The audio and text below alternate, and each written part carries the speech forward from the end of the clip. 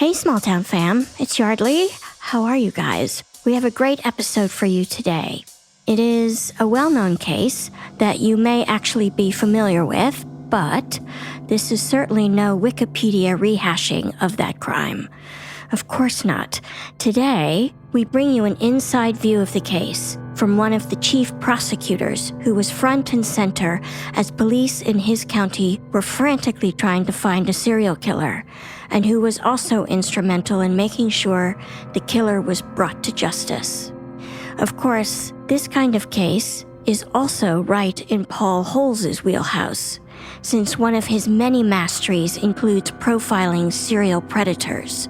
To that end, you'll hear Paul very much in his element here as we unpack the details of the brutal murders this suspect committed, as well as his propensity for calling police and confessing to his crimes.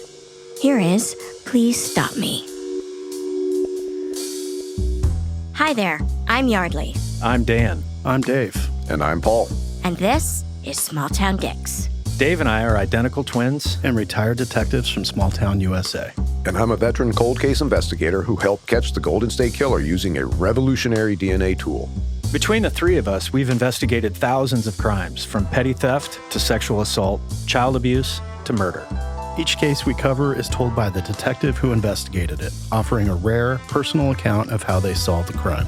Names, places, and certain details have been changed to protect the privacy of victims and their families. And although we're aware that some of our listeners may be familiar with these cases, we ask you to please join us in continuing to protect the true identities of those involved out of respect for what they've been through.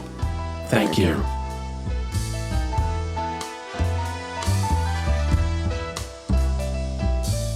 Today on Small Town Dicks, we have the usual suspects. We have Detective Dan. Hello, everyone. Hello, you. So good to see you. Great to be here. We have Detective Dave. Pleasure to be here. Pleasure to have you, sir. And we have the one and only Paul Holes. I'm very happy to be here. We are so happy to have you. And Small Town Fam, it's a really amazing day on the podcast. We are so pleased to welcome a new guest into the fold, Prosecutor Tom. Glad to be here. Thank you so much, Tom. So we often do cases that most of our listeners aren't familiar with. Today, Tom brings us a case that's quite well known, but what's fantastic is we're actually getting it from the source. So, Tom, I want to set you up for our audience. Tom was the chief prosecutor of Ramsey County in Minnesota through the 1980s, and this case was a huge one. So, Tom, tell us how this case came to you. So, it was the early 80s, 80 to 82, that the Twin Cities, Minneapolis and St. Paul, were terrorized by a sadistic serial killer. And it starts out with the first victim, a woman by the name of Karen Potak. She was a 20-year-old American Indian woman that was violently beaten, and her body was left near the railroad tracks, kind of near the borders between St. Paul and Minneapolis, near a place called the Malmberg Manufacturing Company. This was New Year's Eve of 1980. She had gone out with friends and family, and towards the end of the evening, she decided she only lived a short ways away. She was going to walk home by herself, so she left the nightclub and walked out the door. She was bludgeoned across the head with a tire iron and was left for dead. About 3 a.m. that morning, police received a phone call, and it was a high-pitched individual that directed the police to the crime scene and said there's a girl hurt there. So these calls, these recordings that we have are the originals, but they're a little bit muddy because we didn't have digital back in the 80s, obviously. So we'll paraphrase so you, the listener, don't miss anything. Yes, please. This is an emergency. Please send a squad to Pierce Butler Road, Malmberg Manufacturing Company, machine shop. Please, there's an ambulance, too. There's a girl hurt there. Can you tell me what happened to her? Just hurry. She's laying on the ground in the back by the railroad tracks, by the edge. What's the address? I don't know. Who are you? So what I got from that recording, paraphrasing here a bit, the high-pitched male caller says, please send a squad to the Momberg Manufacturing Company machine shop. Send an ambulance too. There's a girl hurt there. And then the 911 operator asks a question. She's laying on the ground in the back by the railroad tracks. Hurry. And then when the 911 operator says, what's the address? The caller says, I don't know. And then he says, who are you? And he hangs up. So first responders came, found a badly beaten woman. She'd been beaten around her head and neck area and left for dead. It was the middle of winter. She had no coat or anything on. Her brain had been exposed, and the first responders were surprised that she was able to survive. She did survive, but unfortunately she had no memory of the attack or the attacker.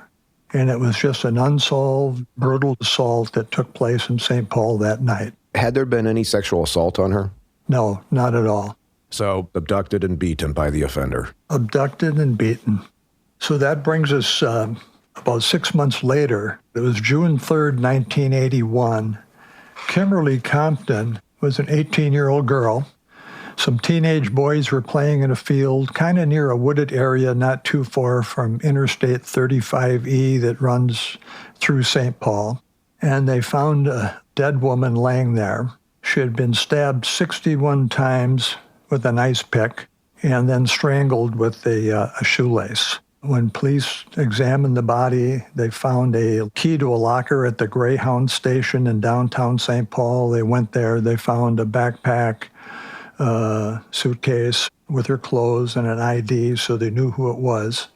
And she had just arrived that day at the bus depot and decided to walk across the street to a little diner that was across from the bus depot called Mickey's Diner. Later that afternoon, police got another call with a high-pitched voice, and this is probably why they called him the Weepy Voiced Killer. Will you find me? I just stabbed somebody with an ice pick. I can't stop myself. I keep killing somebody. And the caller said, will you find me? I just stabbed somebody with an ice pick. I can't stop myself. Oh, my God.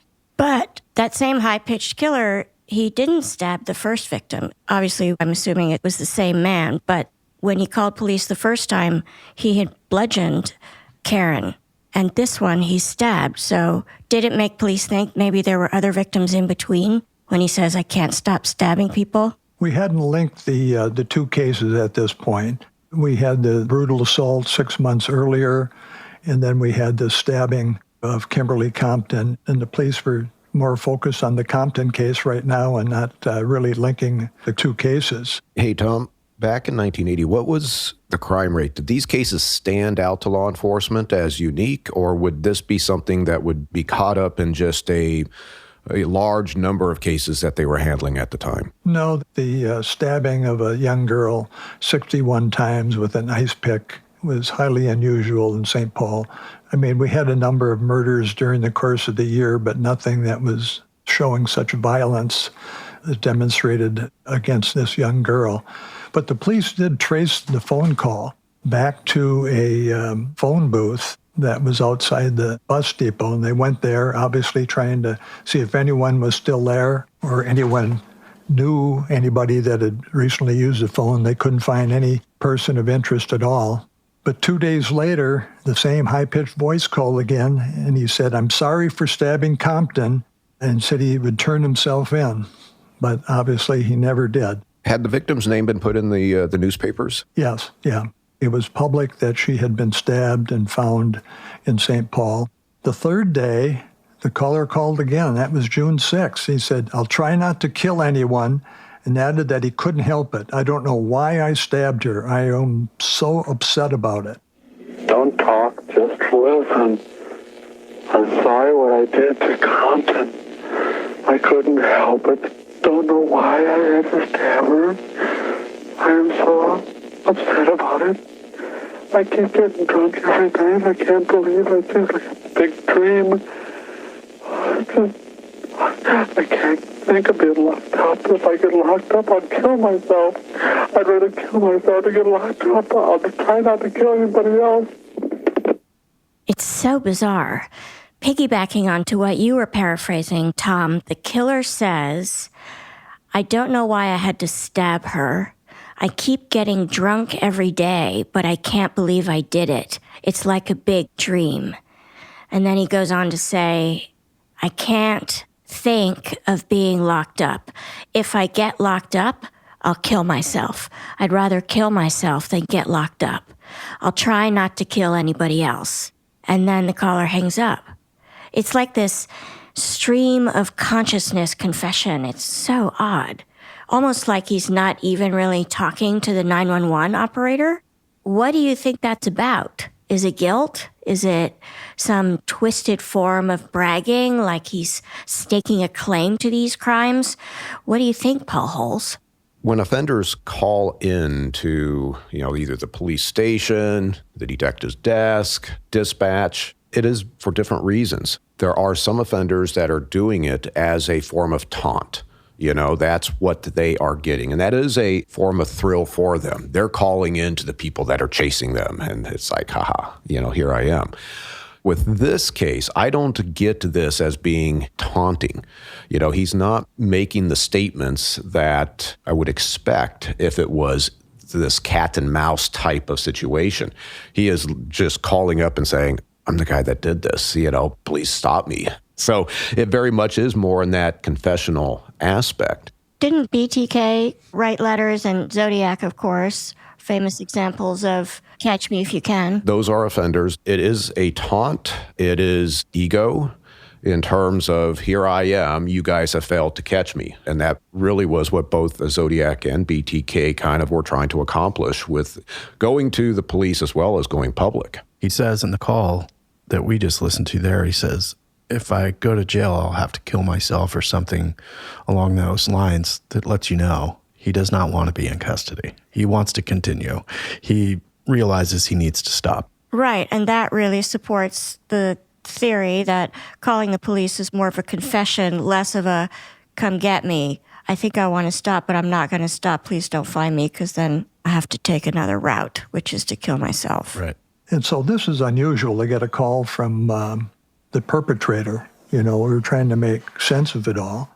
Later on, as the investigation proceeded, again, we found out that the victim, Kimberly Compton, had just graduated from high school. She was from Pepin, Wisconsin, about 80 miles south of St. Paul, got on a Greyhound bus, had just arrived at the bus depot. She was looking forward to moving to the Twin Cities and getting a job. The first day of the rest of her life. That's right. Yeah. That's what it was. She went across the street for breakfast and unfortunately ended up sitting next to Paul Stefani at the counter. And they started talking, and she said she was just brand new to the city. And Stefani offered to show her around St. Paul and give her a tour. And later on, he admitted that 15 minutes later, she was dead. Oh, my God.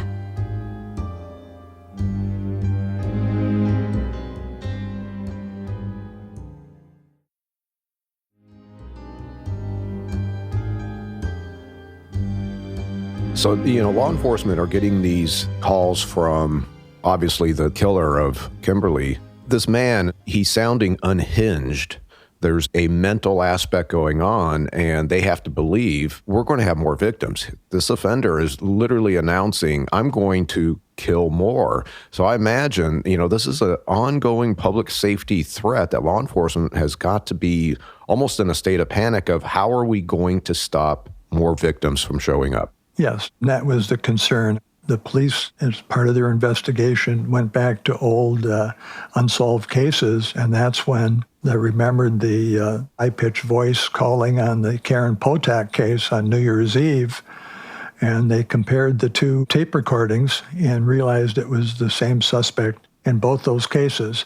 They had no evidence they could find at the scene that would link it to any individual. But one thing the police did do is they released the recordings to the media and the public, hoping that somebody would recognize who the caller was and maybe point to a person of interest.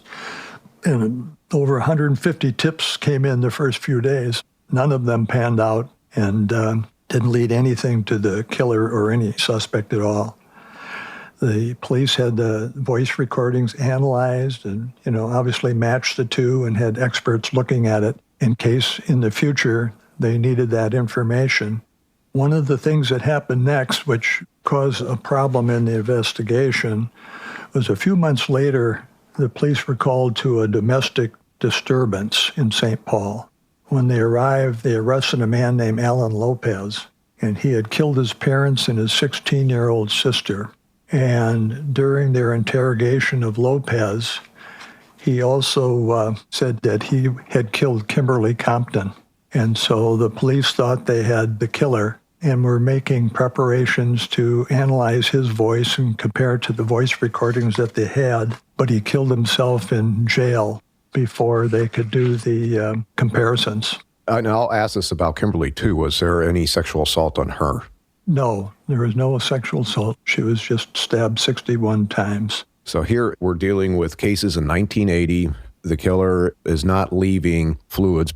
You don't have surveillance cameras. Can't ping a cell phone. No. We had none of those things available to us that they would have right now to look for forensic evidence. And this Lopez basically says, I'm the guy. I'm the killer. I did it. Yeah. So then they assume the case is closed because he says he confessed and now he's committed suicide in jail. Well, I don't think they closed it, but they informally thought they had their killer. There had been no new incidents, no one calling.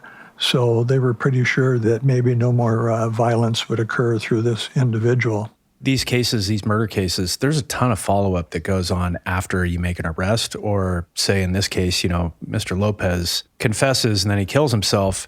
There's a ton of follow-up you can do because you're trying to confirm what he's told you. And that's the problem. If you can't confirm it, you're thinking to yourself, well, maybe I'm not looking in the right place. In this case, it's just completely false. Yeah, it's completely false, and I think the police did do some follow-up, but could never pin anything directly back to the first two cases. Did the newspapers report on Lopez as possibly being Kimberly Compton's killer? Not till later. So about a year later, on August 6, 1982, a paper boy out early in the morning delivering his route spotted a body on the Minneapolis side of the Mississippi River. And the police were called, and they found a 40-year-old nurse named Barbara Simons. She was beaten and stabbed to death, and the wounds were circular, and the detectives thought it could have been made with a screwdriver or an ice pick. And as they were investigating what happened, who was Barbara Simons, where had she been, they got a call. Fire emergency. Please don't talk this lesson. I'm sorry I killed that girl. I stabbed her 40 times. Kimberly Compton was the first one over at St. Paul. I don't know what's the matter with me. I'm going to kill myself, I think. Where are you? I'm just going to... If somebody dies with a red shirt on, it's me. I killed both people. I'm sorry. I'll never make it to heaven. Calm down. Stefani said, I'm sorry I killed that girl. I stabbed her 40 times. Kimberly Compton was the first one over in St. Paul. I killed more people. I'll never make it into heaven. So the police realized he's now connected himself back to the Compton case. So the Minneapolis Police Department started coordinating with the St. Paul Police Department because the Compton case was in St. Paul, the Simmons case was in Minneapolis. And they found out that Barbara Simmons had gone to a place called the Hexagon Bar, not too far from where her body was found. And a bartender and waitress had seen her that night talking to an unidentified white man. And Simmons made a comment to the waitress. She said, I hope this guy is okay because I need a ride home. Oh, God. So the police, as part of their investigation, pulled out some mugshots of people who had been arrested for a history of violent assault. One of them was Paul Stefani. So they gave a photo lineup of 8 photographs. And the bartender identified the man with Simmons as Paul Stefani. So he had had prior contact with the police even before Karen Potak. Is that so? Yes. Nothing major, but a violent, assaultive personality, and was in the criminal justice system. Stefani now becomes the main suspect. And so the police set up a surveillance team at his apartment over in St. Paul to follow him. And he left his residence in the night of August 21st, 1982. Investigators followed him into Minneapolis, but then they lost him in the traffic and didn't know where he had gone. And several hours later, the police got a call from a witness that a woman was being stabbed with a screwdriver. And the man went and tried to intervene, but the suspect threatened the man and then fled in his car. So when the first responders came, they found a 21-year-old woman, Denise Williams. She was a prostitute, and she had been stabbed 13 times, but she was still alive. So it turns out when they talked to her that Stefani had offered her a ride, but then he pulled into an isolated area, and he immediately pulled a screwdriver out of his glove compartment and began stabbing her.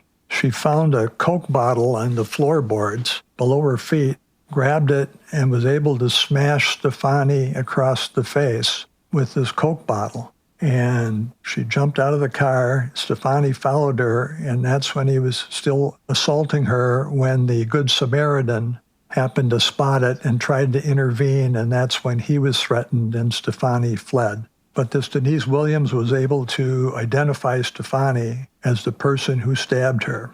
Did Stefani pose as a customer of Denise, or did he literally just pull up beside her and offer her a ride? I think he was a customer, but was supposedly going to take her home as well. But then he pulled into an isolated area and started assaulting her.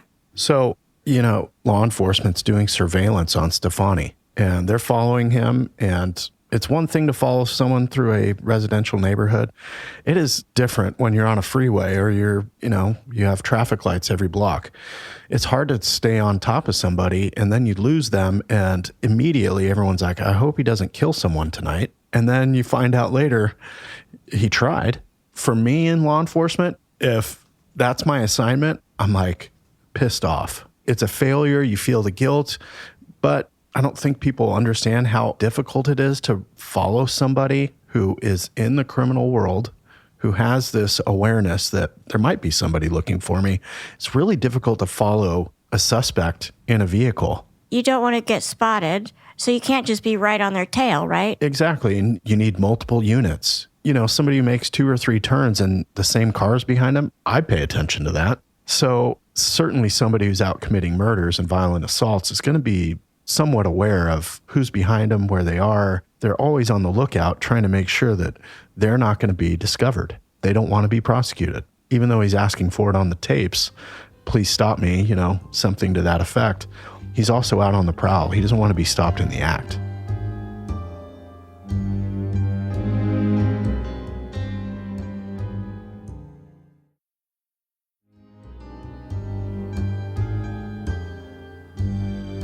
So as I'm processing Stefani's MO in terms of victim selection, the first victims, I believe he's either running across in bars, nightclubs, or at a bus depot, where now you have this population that he can possibly be interacting with in order to try to isolate somebody in order to go and kill.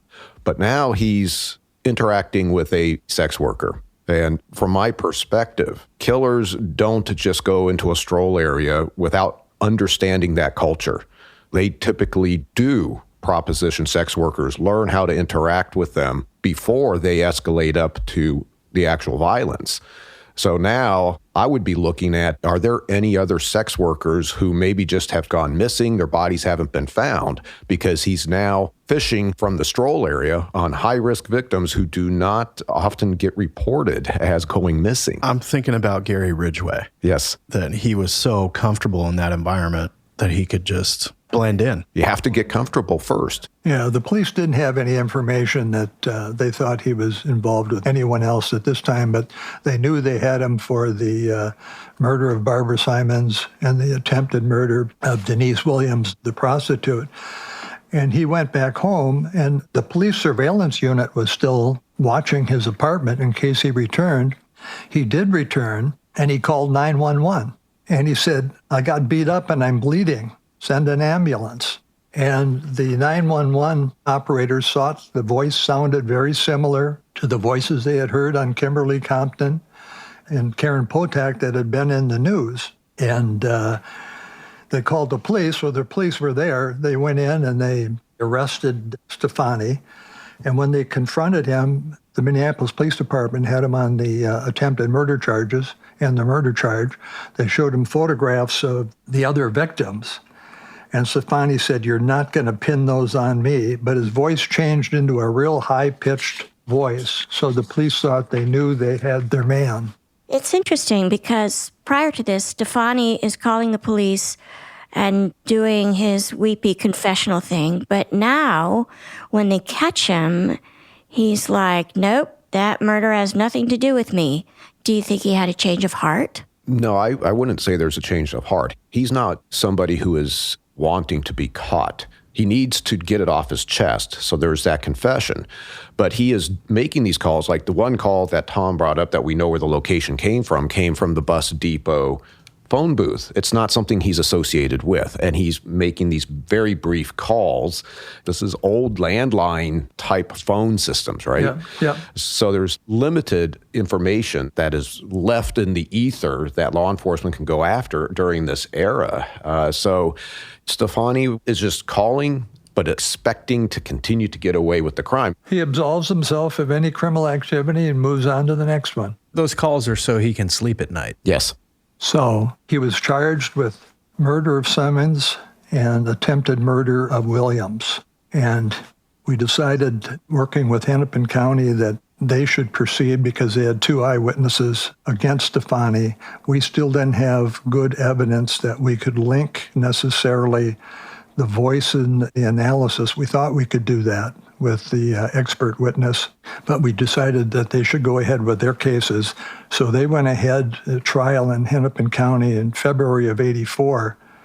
But during the trial, the judge disallowed any voice analysis or voice recordings, saying you couldn't link them to Stefani, and threw that evidence out. What? Why? That seems like some of your strongest evidence. He said it wasn't substantial enough to connect Stefani to the high-pitched voices. But there were 2 witnesses that testified in that trial. And one was his ex-wife and one was his sister, and they both identified the high-pitched voice as Stefani. So even though the expert witness couldn't testify, they had good witnesses that could connect Stefani to the recordings. Okay, so wow, even better than to have a family member go, oh yeah, no, that's my ex or my brother. And then they also had the eyewitnesses, right? And the eyewitnesses on those 2 cases. But we were trying to obviously connect them back to Kimberly Compton and Karen Potak.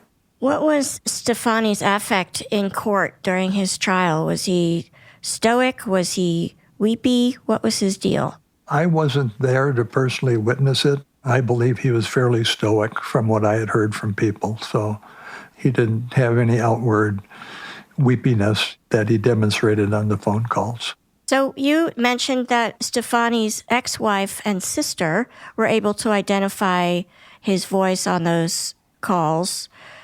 How long had he been married, and what was his relationship with his family and his ex-wife? Did you get any glimpse into that during the trial? He had left his ex-wife and child, and he kind of abandoned them and had not been close to them for a number of years. And then he had a girlfriend that was Syrian, and she went back home for an arranged marriage. And he was very upset about that, and there was speculation that perhaps he was taking out on these women because this woman left him, and he was very upset about it. But that's all speculation in terms of looking at his background and what might have led him up to some of these crimes. That is entirely in line when you're dealing with these serial predators. Oftentimes, they have clusters of attacks around a stressor in their life. And, I could see it would be very logical to say, yes, this was a stressor, because none of these attacks, and correct me if I'm wrong, was there a sexual component to the homicide? It was literally straight to homicide without any sexual interaction. Right. So this really speaks to a level of an offender type, this anger retaliatory offender, where there's something that has made the person very upset in their normal life, and they retaliate out using the victims as proxy. Yeah. So Stefani was convicted of murder and attempted murder and received 40 years in prison. And so he went to prison, but in 1997, while in prison, he's probably about 57 by this time. I think he was in his mid-30s when he did the Potak and the Compton assault and murder. He was diagnosed with terminal skin cancer, and he had anywhere from a month to a year to live. And so he called the St. Paul Police Department and said he wanted to talk to them, and he wanted to confess his past criminal activity. So St. Paul Police went out there and visited with Stefani, and he admitted to the Potak and the Kimberly Compton and the other assaults. But then he said, and I also drowned a girl somewhere in the early 80s in St. Paul, and that was a new one for everybody. So this is now 1997. So the St. Paul Police went back to the medical examiners and said, do you have any unsolved drownings in the early 80s? And they narrowed in. There was an unsolved murder, a victim called Kathy Greening. It happened July 21st, 1982. So that was 2 months before the Barbara Simons killing. The drowning was the third victim, but we weren't aware of it until the late 90s. But in this case, Stefani never called. It's the only case he never called to admit to anything. And the police then went back over the investigation of the Kathy Greening homicide. They found Stefani's initials in her address book. It said Paul S. with the telephone number, and it was the same telephone number that he had used back when he called for the ambulance in his apartment. In the original investigation of the Kathy Greening homicide, the authorities had missed that connection because Stefani would have been known by then if they had run down that lead and found the same phone number. And this is a significant behavior that he's exhibiting. Here you have a victim, Kathy, that he's in her social circles. He's in her address book. He knows that he is connected to her. So he doesn't call because he knows that he is going to possibly pop up during the investigation. And he's called on these other cases where these were strangers to him. It's almost like not calling is his alibi. Yes. In this particular case, he said that he met her at a bar and he went back to her house and they had sex, voluntary sex, and then he drowned her in her bathtub. The next morning, Kathy Greening was supposed to be leaving on a vacation with her friend to Mackinac Island, and the door was not locked, and she walked in and she found Kathy Greening face up in the tub with her face under the faucet. Had the case been ruled a homicide? Did she have injuries like she, had been fighting against the person holding her underwater? No, that's a problem. And in Kathy's case, did they collect sexual assault evidence from her body at autopsy? Yes. So if this case had happened today, and if there was semen evidence found, of course, DNA would be utilized to possibly identify who she had had sex with, even though if it was consensual, it could lead to who killed her. But back in 1980, they could just say, well, she recently had sex. Right. Paul, you've processed a lot of crime scenes. If you were to find a deceased body in a bathtub with water and you suspect or you want to obtain any biological trace evidence, how do you process a full bathtub full of water with a body in it? You don't. You can collect a sample of the water, but in essence, it's the body. Water complicates how long the evidence is going to stay, particularly on the outside surfaces, but it's not going to be a problem from the internal aspects of the body and where the evidence is protected. But I will tell you, I have a victim who was floating in a river, and we got semen evidence from an external genitalia swab, even though she's nude floating in a river. So once the body is collected, retrieved out of the water, Typically, this happens at the morgue. Now you can process that body as if it had not been in the water. I would always recommend you thoroughly process the body. You're doing surface swabs, what I call blind swabbing, where the offender may have mouthed, licked, bit, etc., fingernail clippings, as well as taking the orifice swabs. Nowadays would be a whole different investigative procedure than it was back then. Yeah. So until 1997, when they got an admission from Paul Stefani, that's how that case was solved. Nobody knew who had killed Kathy Greening. And then did Stefani, as he's admitting to all of these cases, is he giving the reason he is killing these women? No, he's not giving a reason. He just says, I don't know why I killed these people. He was born and raised in Austin, Minnesota. That's the home of a Hormel meatpacking company. He was raised in a very devout Catholic family, but he said he was physically abused by his stepfather. But in looking back at some of his background, he was a janitor at the Malmberg Manufacturing Company. That's where Karen Potak was found, right outside the Malmberg on the railroad tracks. Stefani had a real religious upbringing, and they think that's why his calls to the police and saying, I'm sorry, I don't know why I did it. I think in his own way, it was going to confession, and he could get the burden off his mind. He called on the Compton case more than anything else, and I think it was a way to absolve himself. Is that because the Compton case was, way over the top violence? It's relatively speaking, but 60-plus stab wounds. Yeah, that was the most violent, followed by Barbara Simmons with the 40 stab wounds, but it was way over the top. Just thinking about these phone calls, and you contrast, D'Angelo would call victims and terrorize them. And in this case, it's someone wanting to repent, and pretty contemporaneous to the attack, which, I don't know, I'm kind of on both sides of the fence. Like, that's pretty quick.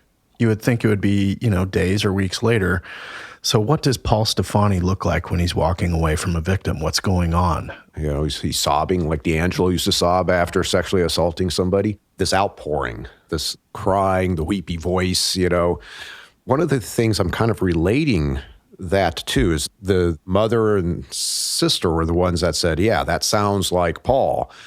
D'Angelo, one of the things that he would do after the sexual assault is he would be crying, but he would be talking to himself, and the victims would report that. He's muttering and talking to himself.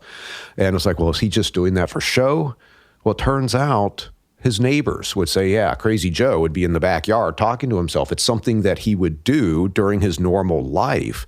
And so I'm thinking, this crying that Stefani is doing on the phone, that may be something that maybe many people possibly experienced because it's something he does. Right. He's unhinged. He creates his own issues and he can't process it. His emotional outpouring and his voice is really kind of on the extreme of male behavior in our society. So this would be something that would stand out, and the authorities were very, very smart to put these things out to the public. Right. Anybody recognize this type of dramatics? Yeah. And these phone calls, we've talked about it. This is like a confession to him. And then when he is now about to go meet his maker with terminal cancer, he's calling and saying, I need to confess again. The consistent pattern of behavior here. Right. He's like, they don't know about this one. I got to get off my chest. Yeah, at least after one of those, I know he went to church because he said his mother always said, if you do something wrong, turn to God and you will be forgiven. So I think there was that Catholic upbringing, remorsefulness that was always present on his mind. So that could be it.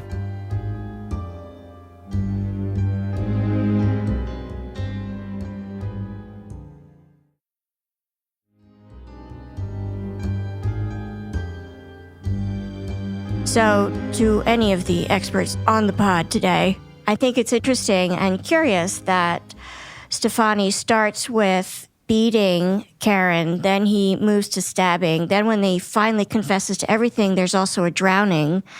Paul, perhaps you being the forensic expert, can you speak to the different MOs? It's nuanced because, this is where I would have to be evaluating the actual wounding patterns, this offender-victim interaction to understand what is he getting out of the modality of the violence. just off the top of my head with this first victim, Karen, who was beaten, brutally beaten. She survived, but he's using a tire iron.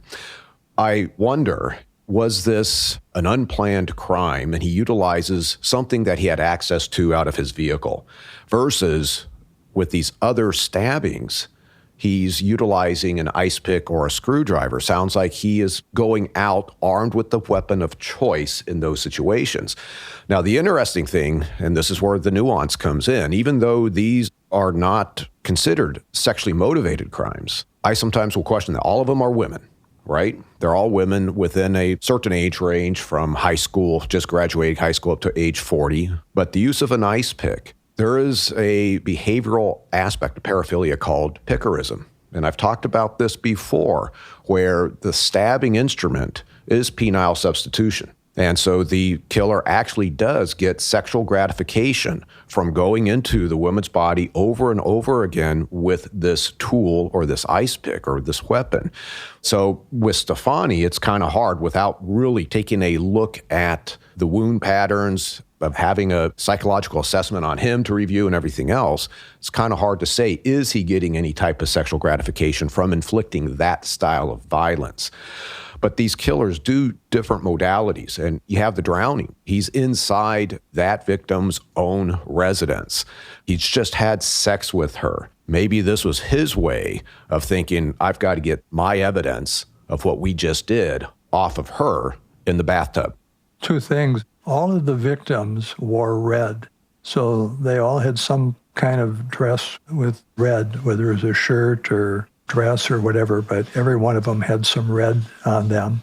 The other thing is, Stefani said he did bring an ice pick out at Kathy Greening's house, but she persuaded him to put it away, and then that's when he proceeded to drown her. So he did have an ice pick with him, he said. That's interesting. So talking about wound patterns, I've been to brutal frenzied stabbings, and the stab wounds were very focused on the upper chest, neck, throat, face area. I've been to multiple of those where the wounds are really concentrated. Even bludgeoning deaths, the wounds have been very concentrated on one body part. I wonder in the Kathy Greening case, this is the one that's inside a residence. Presumably she has neighbors. If Kathy Greening starts getting stabbed, how much noise does she make? How thick are the walls? Putting Kathy into the bathtub and then submerging her to drown her, other than the kicking and screaming underwater, might be the quietest way to avoid alerting the neighbors that there's a dispute next door. It's an environmental factor that the killer is possibly assessing on the fly.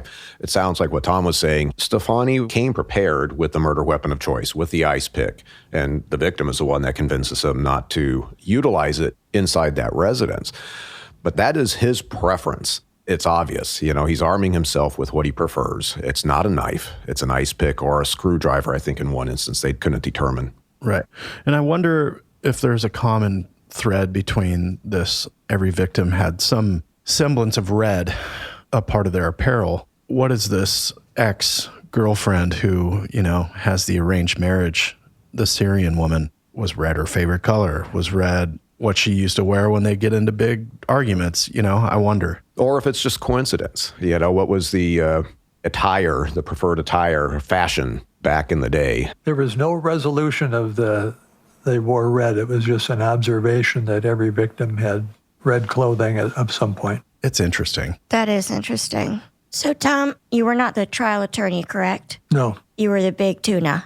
Tell us what your role in prosecuting this case with Stefani was. My role and our office's role was the county attorney's office, the chief prosecutor, making decisions on any criminal legal action that will be taken, working with the police department on some of the evidence that they found, how to proceed, coordinating with the county and the Denise Williams and the Simons murder case.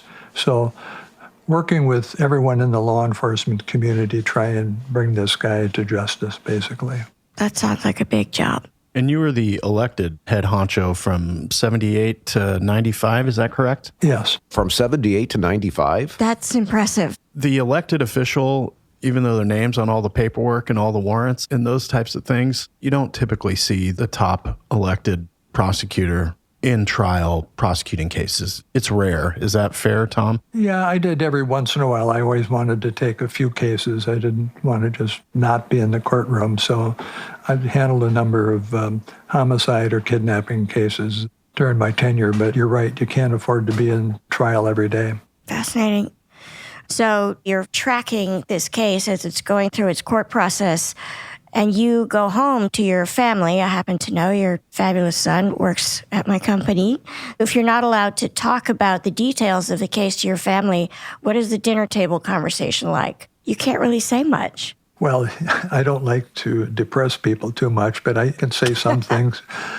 Public information, I wouldn't believe the horrible day we had with a guy who was a serial killer who killed an 18-year-old girl. But I never brought a lot of that home because the kids were still real little and their mother didn't need to hear that either. So sitting around a bar with other lawyers or something, you'd probably sit and trade stories more about what happened and what's going on. And this trial was in Minneapolis, so it was under the Hennepin County, and I was Ramsey County. So it was a different jurisdiction. We were working together, but they actually had the eyewitnesses, so we thought it was better for them to move forward with their cases than ours. And Tom, we get questions from our listeners fairly frequently. A lot of them ask, what's the interagency cooperation? And usually it's specific to law enforcement agencies, different jurisdiction. Where Dan and I lived, it was very cordial, and we like to work with the other agencies. In other places, it's like, stay away from my case. Wondering what it looked like in Ramsey and Hennepin County between law enforcement and then the prosecutor's offices. I think both law enforcement and prosecutors at the state level work very well together. In this particular case, once Stefani called up and said the first one I killed was Kimberly Compton, Minneapolis police knew that was a St. Paul case and contacted them. What do they know? Let's share information because ours is a very similar case. And the county attorney's office, we share cases all the time, and I transfer cases to their offices. They transfer cases to my offices. Now, if you talk about the feds and the state, that might be a different question. I was leaving them out because I kind of already knew. I was never a big fan of dealing with the feds. The cooperation always went one way. I can concur. That's so weird to me. Aren't we all after the same win? I don't understand that at all. You would think so. The feds have different rules and protocols, and they seem to trump everything in their way. I've worked with great people on the federal side, but they have different policies that they have to adhere to. So it complicates things. And like Tom said, a lot of times it only goes one way. Right. And it's usually individuals. It's not the system. It's individuals in the federal system. Sure. So just to wrap up, and because we had a lot of victims in this case, give us a little CliffsNotes version of who survived and who didn't survive in terms of Stefani's victims, if you would. Well, the first victim, Karen Potak, she survived. She had severe head trauma, but she did survive, but had no memory of what happened that evening. Kimberly Compton was brutally stabbed to death. Kathy Greening was drowned. Barbara Simmons was brutally stabbed to death. And Denise Williams survived her stabbing by attacking Paul Stefani. And you said Stefani got 40 years, correct? Yeah, it was 40 years for the murder of Barbara Simmons and the attempted murder of Denise Williams. If he had not died in prison, would he have been eligible for parole?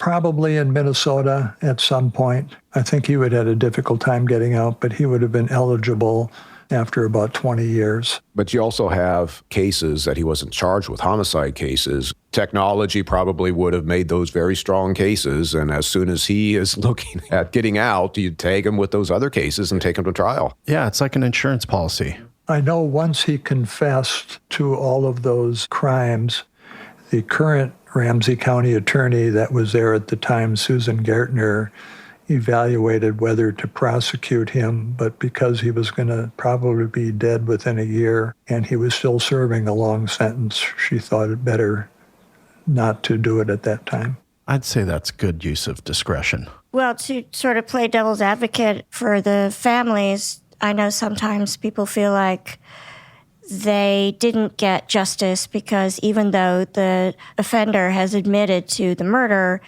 they're like, well, as to your point, he's going to die in a year. He already has a long sentence. We're not going to spend the money to prosecute that. But the family feels like he was never actually held accountable. It doesn't matter that he confessed. Right. But we go back to, what does the family want? Do they want their pound of flesh? Is a conviction, is that their idea of justice? Or do they want to know what happened to their loved one? Which the basic answers are what Paul Stefani is providing to the police over the phone and probably in a subsequent interview. Hey, I got more to tell you. Does the family get what they want? And that is a huge consideration here. Was the family a part of the decision not to prosecute him? Was the idea floated to them like, hey, this is why we're probably not going to prosecute this, but here's what happened to your loved one? It's a balance. Also, you have to consider the time frame. Let's say they move forward with a murder charge. How quickly could this possibly progress to trial? It takes sometimes years. So, you're talking to the family saying, based on his condition, he is going to die before you ever get your day in court. Right.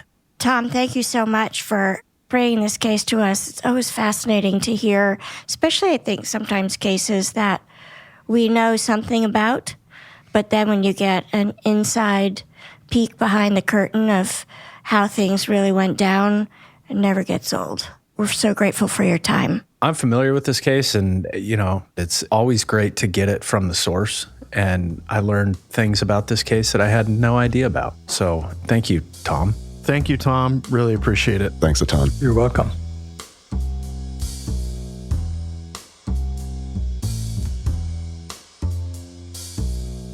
Small Town Dicks is produced by Gary Scott and me, Yardley Smith, and co-produced by Detectives Dan and Dave. Our production manager is Logan Heftel, our senior editor is Soren Bajan, and our editor is Christina Bracamontes. Our associate producers are Aaron Gaynor and the real Nick Smitty. Our social media is run by the one and only Monica Scott. Our music is composed by John Forrest, and our books are cooked and cats wrangled by Ben Cornwell. If you like what you hear and want to stay up to date with the show, visit us on our website at smalltowndicks.com. Small Town Dicks would like to thank SpeechDocs for providing transcripts of this podcast. You can find these transcripts on our episode page at smalltowndicks.com. And for more information about SpeechDocs and their service, please go to speechdocs.com. And join the Small Town fam by following us on Facebook, Instagram, and Twitter at SmallTownDicks. We love hearing from you. And if you support us on Patreon, your subscription will give you access to exclusive content and merchandise that isn't available anywhere else. Go to patreon.com/smalltowndickspodcast. That's right. Your subscription also makes it possible for us to keep going to small towns across the country in search of the finest, rare, true crime cases told, as always, by the detectives who investigated them. So thanks for listening, Small Town fam. Nobody's better than you.